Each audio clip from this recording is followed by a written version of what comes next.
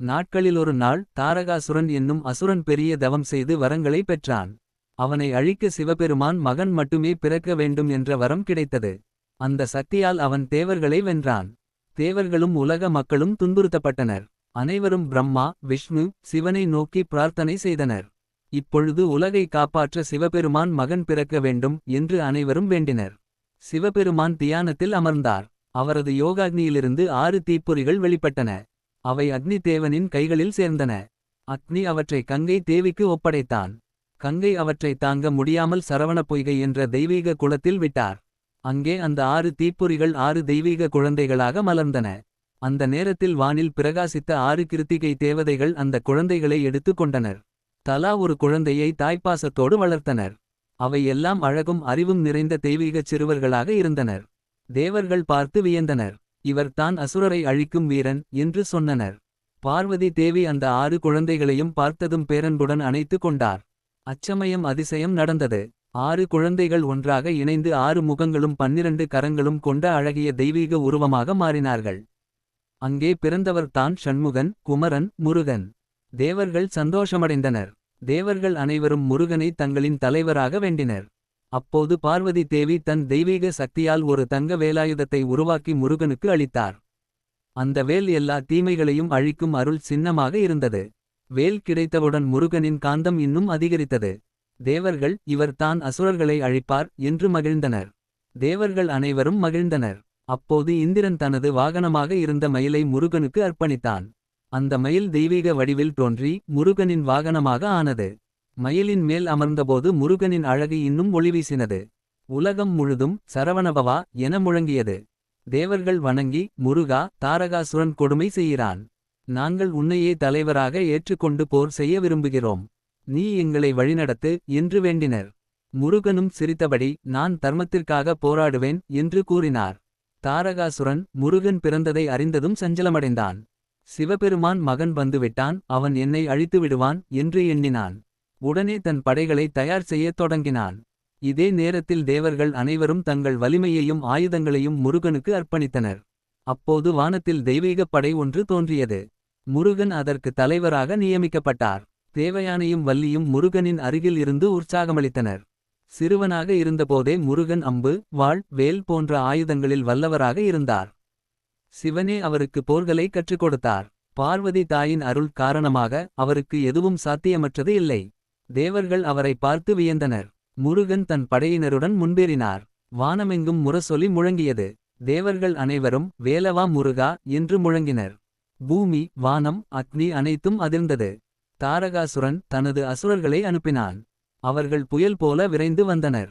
ஆனால் முருகனின் படைகள் அவர்களை விரட்டின. முருகனும் தன் வேலால் பல அசுரர்களை அழித்தார். அந்த காட்சி தேவர்களுக்கு பேரானந்தத்தை அளித்தது. இறுதியாக தாரகாசுரன் நேரடியாக போருக்கு வந்தான். அவன் பெரிய சிம்ம வாகனத்தில் அமர்ந்திருந்தான். முருகனும் மயிலின் மேல் இருந்து வேலால் அசுரனின் படையை அழித்தார். இருவரின் போராட்டம் வானத்தையே நடுங்கச் செய்தது. தாரகாசுரனை யாரும் கொல்ல முடியாது. சிவபெருமான் மகன் மட்டுமே அவனை அழிக்க வேண்டும் என்ற வரம் இருந்தது. அதனால் முருகன் தவிர யாராலும் அவனை வீழ்த்த முடியவில்லை. முருகன் தன் வேலால் தாரகாசுரனை பிளந்தார். அவன் சாம்பலானான். தாரகாசுரன் அழிந்ததும் தேவர்கள் அனைவரும் மகிழ்ந்து வணங்கினர். வானத்தில் தெய்வீக மலர்கள் பொழிந்தன. தேவர்கள் முனிவர்கள் அனைவரும் முருகனை போற்றினர். இனி உலகில் சாந்தி நிலை நிற்கும் என்று கூறினர். முருகன் தன் புனிதமான சிரிப்புடன் அனைவரையும் அருளால் நிரப்பினார். தாரகாசுரன் அழிந்த பின்பு அவனின் சகோதரனான சூரபத்மன் வலுவாக வளர்ந்தான். அவன் பெற்ற வரங்கள் காரணமாக தேவர்களை களங்கப்படுத்த ஆரம்பித்தான். சூரபத்மன் தனது படைகளுடன் தேவலோகத்தை கைப்பற்றினான். இந்திரன் வருணன் அக்னி வாயு அனைவரும் தோற்கடிக்கப்பட்டனர். தேவர்களும் முனிவர்களும் மீண்டும் முருகனை நாடினர். முருகன் தன் அன்பான படைகளை திரட்டினார். அவர் தர்மத்தை நிலைநாட்டுவது என் கடமை. சூரபத்மன் பெருமிதத்தால் தன்னை மறந்துவிட்டான். அவனை அடக்கி உலகுக்கு சாந்தி தருவேன் என்று உறுதியளித்தார். இந்த பாகம் முழுவதும் சூரபத்மனின் பெருமிதமும் தேவர்களின் அச்சமும் முருகனின் வீர வாக்குறுதியும் விரிவாக பேசப்படும். முருகன் தன் படையினரை அழைத்து நாம் தெற்கே சென்று சூரபத்மனை வீழ்த்த வேண்டும் என்றார். அந்த பயணம் துவங்கியது. மயில் வாகனத்தில் முருகன், பக்கத்தில் தேவயானை. தேவர்கள் அனைவரும் பாதுகாப்பு படையாக. வழியிலே மலைகள் ஆறுகள் காட்டுகள் அனைத்தும் முருகனை வணங்கின. இந்த பாகம் யாத்திரை காட்சிகளை மிக விரிவாக விவரிக்கும். முருகனின் ஒளி எங்கு சென்றாலும் இருள் மறையும். மக்களும் வணங்கி வேலவா அரோகரா என்று முழங்கினர். சூரபத்மன் முருகன் வருகிறான் என்று அறிந்ததும் அவன் ஒரு சிறுவன்தான். அவனை எளிதில் வென்று விடுவேன் என்று நினைத்தான். முதலில் அவன் தன் படைகளில் ஒரு பகுதியை அனுப்பினான். அசுரர்கள் புயல் போல வந்து தாக்கினர். முருகன் வேலால் அவர்களை எல்லாம் அழித்தார். போர்க்களம் முழுவதும் தீ இடிமுழக்கம் போல ஒலித்தது. சூரபத்மன் அதை கேட்டும் அஞ்சவில்லை.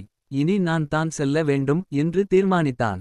சூரபத்மனின் சகோதரனான சிம்மமுகன் மிக வலுவானவன். சிங்க முகத்தோடு பயங்கரமாக இருந்தான். அவன் முருகனை நேரடியாகச் சவால் செய்தான். சிம்மமுகன் பாறைகளை எறிந்தான். அவனின் கர்ஜனை வானத்தையே அதிரவைத்தது. ஆனால் முருகன் சிரித்தபடி உன் அகங்காரம் உன்னை அழிக்கும் என்று கூறினார். ஒரு வேலடி போதும் சிம்மமுகன் சாய்ந்தான். இந்த பாகம் முழுவதும் சிம்மமுகனின் கொடுமை, முருகனின் அமைதி மற்றும் போரின் விவரம் கொண்டு விரிவாக கூறப்படும். சூரபத்மனின் சகோதரியான பானுமதி மிகுந்த சக்தியுடைய அசுரி. அவள் பல மந்திரங்களை பயன்படுத்தி முருகனை வலைவீசினாள். வானத்தில் மாயை உருவாக்கினாள். ஆயிரக்கணக்கான முருகர்கள் போல தோற்றங்கள், பாம்புகள், தீ, புயல் அனைத்தும் மாயையாக வந்தது. ஆனால் முருகனின் வேல் அனைத்தையும் பிளந்தது. பானுமதி தோற்றுவிட்டாள். ஆனால் முருகன் அவளை கொல்லவில்லை. பெண்ணாகப் பிறந்தவள். அவள் தன் தீய வழிகளை விட்டுவிட்டு தர்மத்தை பின்பற்றட்டும் என்று அருளினார். சூரபத்மன் கடைசியாக களத்தில் இறங்கினான். அவனின் வாகனம் பெரிய யானை. அவன் ஆயுதங்கள் மின்னல் போல ஒலித்தன. அவன் சத்தம் முழு உலகையும் அதிரவைத்தது. முருகன் மயிலின் மேல் நின்றார். போர்க்களம் தெய்வங்களும் அசுரர்களும் நிரம்பியது. இருவரும் ஒருவரை ஒருவர் சவால் செய்தனர். இந்த பாகம் போர்க்களத்தின் பெரும் காட்சியையும் இருவரின் மோதலையும் விரிவாக விவரிக்கும். போர் ஆரம்பித்ததும் வானம் முழுவதும் அதிர்ந்தது. சூரபத்மன் மின்னலை எறிந்தான். முருகன் தன் வேலால் அதை பிளந்தார். அசுரர்களின் இரத்தம் ஆறு போல ஓடியது. தேவர்கள் வேலவா முருகா என முழங்கினர். இந்த பாகம் மிக பெரிய யுத்தத்தின் நடுவே நடந்த அதிசயங்களை விரிவாகச் சொல்லும். சூரபத்மன் மாயை போரில் வல்லவன். சில நேரம் அவன் பாறை போல ஆனான். சில நேரம் பாம்பு போல ஆனான். சில நேரம் நெருப்பு போல ஆனான். ஆனால் முருகன் சிரித்தபடி மாயையால் தர்மத்தை வெல்ல முடியாது என்று கூறினார். ஒவ்வொரு மாயையையும் வேலால் பிளந்தார். போரில் தோற்றுவிடுவோமோ என்று நினைத்த சூரபத்மன் மிக பெரிய யானையாக மாறினான். அந்த யானை 1000 அடி உயரம். அதன் குரல் இடியென ஒலித்தது. முருகன் வேலால் அந்த யானையின் தலையை பிளந்தார். யானை தரையில் விழுந்தது. இந்த பாகம் முழுவதும் அந்த யானை வடிவத்தின் அசுர வலிமையும் முருகனின் கருணையற்ற போராட்டமும் விவரிக்கப்படும். சூரபத்மன் கடைசியாக மயிலாகவும் சேவலாகவும் மாறினான். மயில் வடிவில் பறந்தான். சேவல் வடிவில் தாக்கினான். முருகன் அருளோடு பார்த்தார். இவன் முழுவதும் அழியக்கூடாது. தர்மத்திற்கு சேவை செய்யட்டும் என்று நினைத்தார். அதனால் அந்த மயிலும் சேவலும் முருகனின் கொடியிலும் வாகனத்திலும் சேர்ந்தன. சூரபத்மன் அழியாமல் முருகனின் அடியாராக ஆனான். திருப்பரங்குன்றம் தான் 6 படை வீடுகளில் முதல் புனித ஸ்தலம். சூரபத்மன் போருக்குப் பிறகு தேவயானை தேவியின் திருமணம் இங்கே நடந்தது. இங்கு முருகன் மற்றும் தேவயானை இணைந்த நிகழ்ச்சி பெரும் தெய்வீக விழாவாக அமைந்தது. திருப்பரங்குன்றம் மலையின் குகைகளில் சிவபெருமான், விஷ்ணு, பிரம்மா, இந்திரன் போன்ற எல்லா தெய்வங்களும் வந்து திருமண காட்சி கண்டதாக புராணங்கள் கூறுகின்றன. திருமணக் காட்சி தேவயானை தங்க கண்ணாடி போல் பிரகாசிக்க முருகன் சிரித்தபடி அவளின் கரங்களை பிடித்தார். அப்போது வானத்தில் தெய்வீக மலர்கள் பொழிந்தன. இங்கு முருகன் குருபகவானின் அருளுடன் விளங்குகிறார். திருமண வாழ்வின் அமைதி வேண்டுபவர்கள் இங்கு தரிசனம் செய்வது சிறந்த பலன் தரும். சூரபத்மனுடன் நடந்த மிகப் பெரிய போர் முடிந்து முருகன் வெற்றி பெற்ற இடமே திருச்செந்தூர். கடல் கரையில் அலைகள் முழங்கும் இடத்தில் சூரபத்மனை வீழ்த்தியதாலே இந்த ஸ்தலம் வீர தலமாக விளங்குகிறது. இங்கு முருகன் வேலவா கந்தவா என முழங்கிக் கொண்டு சூரபத்மனின் மாயைகளை முறியடித்தார்.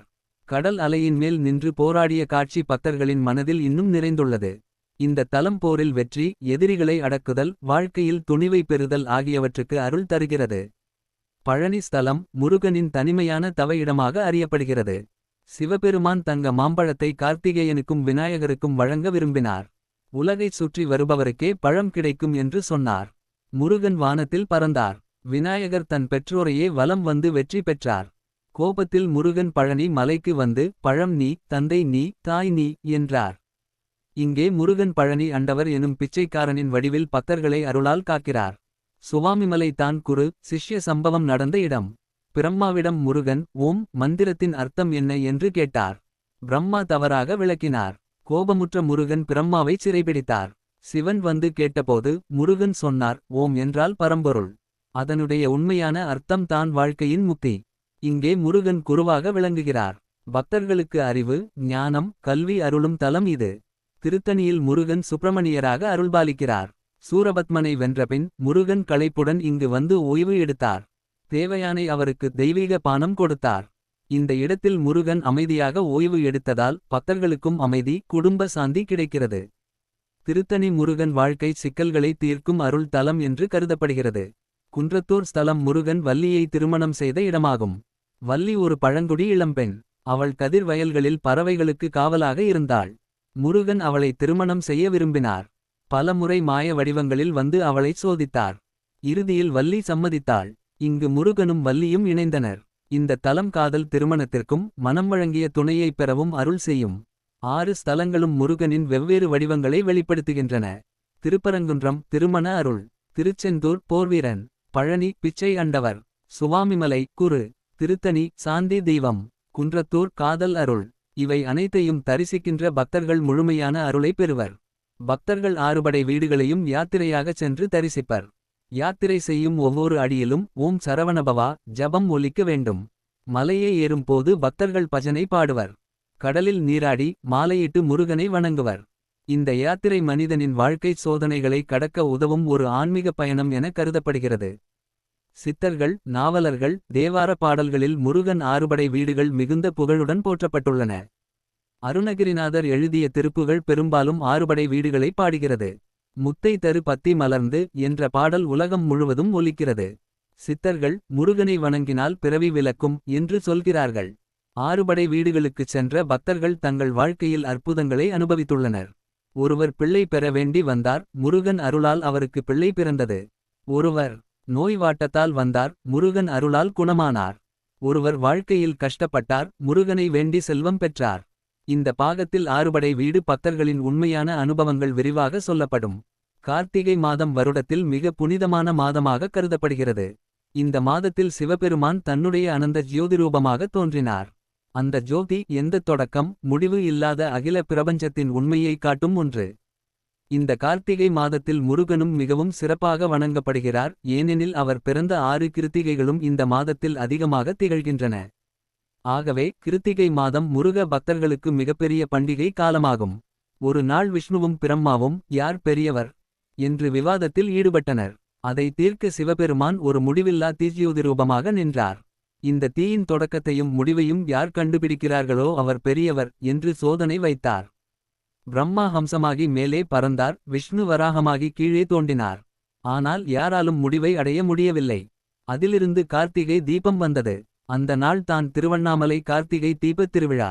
இந்த விளக்கு முருக பக்தர்களுக்கும் சித்தர்களுக்கும் ஒரு ஆன்மீக வழிகாட்டியாக திகழ்கிறது. கடவுள் ஞானம் அளிக்க வேண்டிய நேரத்தில் முருகன் தன் தந்தையான சிவபெருமானிடம் சென்று கேட்டார். அப்பா, உலகம் எப்படி தோன்றியது? மனிதர்கள் எதற்காக பிறக்கிறார்கள்? யார் உண்மையான கடவுள் என்று. அப்பொழுது சிவபெருமான் சிரித்தார். மகனே, இந்த கேள்விகளை கேட்பது உன் உரிமை. ஆனால் இந்த உண்மை எளிதில் அறியப்படுவதல்ல. நீயே அதை உலகிற்கு கற்றுத் தர வேண்டும் என்றார். இதுவே சிவனின் உபதேசம் முருகனுக்கு ஆரம்பமான தருணம். சிவபெருமான் முருகனிடம் சொன்னார்.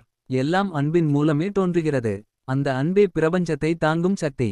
யாராலும் அந்த தெய்வீக அன்பை அழிக்க முடியாது. மனிதர்கள் அதை உணர்ந்து வாழும்போது துன்பம் மறையும். முருகன் கேட்டபடி அமர்ந்தார். சிவபெருமான் அவர் மீது திருப்தியடைந்தார். இப்போது நீயே இந்த அறிவை சித்தர்களுக்கும் பக்தர்களுக்கும் பகிர வேண்டும் என்றார். அந்த நேரத்தில் 10 சித்தர்கள் சிவபெருமானின் சந்நிதியில் தோன்றினர். அவர்களில் அகத்தியர் போகரர் திருமூலர் போன்றோர் இருந்தனர். அவர்கள் முருகனை வணங்கி நீங்கள் எங்களுக்கு பரம்பொருளின் இரகசியத்தை விளக்க வேண்டும் என்று கேட்டனர். முருகன் சிரித்தார். நான் தந்தையிடமிருந்து கேட்டதை உங்களுக்கு தருவேன் என்று சொன்னார். அப்போதே சித்தர்கள் முருகனை குருவாக ஏற்றனர். முருகன் சித்தர்களிடம் கூறினார். உலகின் மூலமானது ஓம். அந்த ஓம் என்ற சப்தத்தில் அனைத்து வேதங்களும் அடங்கியுள்ளன. யார் ஓம்காரத்தை தியானிக்கிறார்களோ அவர்கள் துன்பம் கடந்தவர்கள். இதை கேட்ட சித்தர்கள் பேரானந்தத்தில் மூழ்கினர். அவர்கள் முருகனை நோக்கி ஓம் சரவணபவா என்று கூவினர். அந்த சத்தம் பிரபஞ்சமெங்கும் ஒலித்தது. சித்தர்கள் முருகனிடம் இன்னும் கேள்விகள் கேட்டனர். குருவே, அறிவு எவ்வாறு கிடைக்கும்? அது யோகத்தில் உள்ளதா அல்லது பக்தியில் உள்ளதா? முருகன் பதிலளித்தார். அறிவு யாருடைய மனம் தூய்மையாயிருக்கிறதோ அங்கே பிறக்கும். பக்தியும் யோகமும் இரண்டும் ஒரே மரத்தின் கிளைகள். ஒன்றை இல்லாமல் மற்றொன்று நிறைவடையாது. சித்தர்கள் இதைக் கேட்டு வியந்து உண்மை உண்மை என்று கூறினர். அந்த நாளில் கார்த்திகை தீபம் ஏற்றப்பட்டது. அந்த தீப்பொறியிலிருந்து முருகன் அனைவருக்கும் அருள் கதிர்களை அனுப்பினார். அந்த ஒளி சித்தர்களின் உள்ளத்தில் நுழைந்து அவர்கள் ஆன்ம ஞானத்தில் மூழ்கினர். இன்று நாம் பெற்ற ஞானம் பல பிறவிகளிலும் கிடைக்காதது என்று சித்தர்கள் உருக்கமாகச் சொன்னனர். முருகன் தன் தந்தையை நோக்கி, அப்பா, நீ அளித்த அருளும் அறிவும் இனி என் பக்தர்களுக்கும் பரவ வேண்டும் என்றார். சிவபெருமான் மகிழ்ந்து, அதற்காகவே நீ உலகில் வந்தாய் மகனே. நீ போகும் 6 படைவீடுகளில் இந்த அறிவை பக்தர்களுக்கு அளி. உன் பெயர் எப்போதும் வாழும் என்று அருளினார். சித்தர்கள் முருகனை வணங்கி பாடினர். முருகா, நீ தான் எங்கள் குரு, நீ தான் எங்கள் உயிர். உன் திருவடியில்தான் நாங்கள் வாழ்கிறோம். அவர்கள் தங்கள் பாசாங்கற்ற பக்தியால் உலக மக்களுக்காக மந்திரங்கள், வைத்தியங்கள், யோக வழிகள் அனைத்தையும் அர்ப்பணித்தனர். இவ்வாறு சித்தர்களின் ஆன்மீகம் முருகனின் அருளால் வளர்ந்தது. ஒரு நாள் சிவபெருமான் முருகனின் வீரத்தை மட்டும் அல்லாமல் அவரின் அறிவும் பக்தியும் பரிசோதிக்க விரும்பினார். அவர் காஞ்சிபுரத்தில் இருந்தபோது முருகனை அழைத்து, குமாரா, உன் அறிவு உலகுக்கு தெரிய வேண்டும். நானும் உன்னைச் சோதிக்கிறேன் என்றார். அப்போது சிவன் தனது கையில் இருந்த ஜஞ்ஞான பழத்தை காட்டி, இந்த பழம் உலகின் உயர்ந்த அறிவை குறிக்கிறது. இதை பெற உலகை முழுவதும் சுற்றி வரவேண்டும் என்றார். விநாயகர் உடனே நினைத்தார், உலகமே அப்பா அம்மா தான்.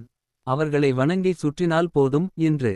அவர் சிவபார்வதியைச் சுற்றினார். பழம் விநாயகருக்கு கிடைத்தது. ஆனால் முருகன் கோபம் கொண்டார். அப்பா, நீதி எங்கே? நான் உண்மையிலேயே உலகை சுற்றிச் சென்று வந்து தருவேன். அறிவை உண்மையாகச் சம்பாதிக்க வேண்டும் என்று கூறி முருகன் புலி வாகனத்தில் ஏறி பசுமலை, பழனி நோக்கி சென்றார். பழனிமலைக்கு வந்தவுடன் அவர் வேறு எதையும் நினைக்காமல் தவம் செய்து கொண்டார். அங்கே தான் முருகன் பழனியாண்டவர் என்ற பெயரில் அடங்கி தண்டாயுதபாணி என்ற அருளுருவில் நின்றார். ஒரு காலத்தில் சிவபெருமான் பிரம்மாவையும் விஷ்ணுவையும் சோதிக்க விரும்பினார். அவர் ஒரு எல்லையில்லா தீப கம்பமாக ஜோதிர்லிங்கம் தோன்றினார். எனக்கு தொடக்கம் முடிவு இல்லை. உங்களில் ஒருவர் என் தலைமையையும் மற்றவர் என் அடியையும் கண்டுபிடித்தால் உங்களுக்கு பரிசு தருவேன் என்றார். விஷ்ணு வாராக அவதாரம் எடுத்து கீழே சென்றார். பிரம்மா அன்னபாகம் எடுத்து மேலே பறந்தார். ஆனால் முடிவை காண யாராலும் முடியவில்லை. இவ்வாறு சிவன் நான் தான் ஆதியும் அந்தமும் என்பதை நிரூபித்தார். அந்த நாளே கார்த்திகை தீபம் தோன்றியது. முருகன் அப்பொழுது அங்கே நின்று, அப்பா, உன் ஒளி எல்லா உலகையும் காப்பாற்றுகிறது. அந்த ஒளியை மக்கள் நினைவில் கொள்ள வேண்டும். எனவே கார்த்திகை மாதம் மக்கள் வீட்டின் வாசலில் தீபம் ஏற்ற வேண்டும் என்று பரிந்துரைத்தார். சிவன் அதை ஏற்றுக்கொண்டார். தமிழகத்தில் பல சித்தர்கள் முருகனை தங்கள் தெய்வமாக கொண்டனர். அவர்களில் முக்கியமானவர் போகர் சித்தர். அவர் பழனியில் முருகனை தெய்வீக நவரத்தின உருவமாக வடித்தார். அந்த உருவம் இன்னும் பழனிமலையில் வழிபடப்படுகிறது. சித்தர்கள் அனைவரும் முருகனை ஜஞ்ஞானக்குரு எனப் போற்றினர்.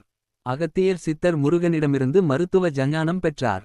போகர் அமுத சித்தி மற்றும் யோகத்தில் முன்னேறினார். கொரக்கர், காருவூரர், காங்கேயர் போன்றோர் அனைவரும் முருகனை தியானித்து தெய்வீக சக்திகளை அடைந்தனர். சித்தர்கள் கூறினர், முருகன் என்பது வெறும் வீரத் தெய்வம் அல்ல. அவர் மாயையை வெல்லும் அறிவின் தெய்வம். அவரை வழிபடுபவருக்கு ஆன்மீக ஜஞ்ஞானம் மலரும் என்று. ஒரு முறை முருகன் சிவபெருமானிடம் கேட்டார், அப்பா, நீயே எல்லாம் அறிந்தவன். ஆனாலும் இந்த உலகில் நான் ஏன் பிறந்தேன்? சிவன் சிரித்தார். குமாரா, உன் பிறப்பு ஒரு ரகசியம். நான் உன்னை வெறும் தாரகாசுரனை அழிக்கவே உருவாக்கவில்லை. நீ உலகிற்கு அன்பு, அறிவு, கருணை ஆகியவற்றின் தேவனாக பிறந்தாய். உன்னை வணங்குவோர் பாவங்களிலிருந்து விடுபடுவார்கள். உன் பெயரைச் சொல்லும் ஒலி கூட அஞ்ஞானத்தை அழித்து விடும். முருகன் தாழ்ந்து, அப்பா, உன் அருள் இல்லாமல் நான் எதுவுமில்லை. ஆனாலும் உன் வழியையே உலகுக்கு எடுத்துச் செல்வேன் என்று வணங்கினார். இறுதியாக முருகன் வானுலகத்தில் கிருத்திகை தேவதைகளிடம் கூறினார், உங்கள் பாசம் இல்லாமல் நான் பிறந்திருக்க முடியாது. எனவே உங்கள் பெயர் என்றும் என்னோடு சேர்ந்து போற்றப்படும். என் பக்தர்கள் கிருத்திகை நட்சத்திர நாளில் என்னை வணங்குவார்கள். அந்நாளில் தீபம் ஏற்றுவார்கள். அவர்களின் வாழ்வு அறிவால் ஒளிரும்.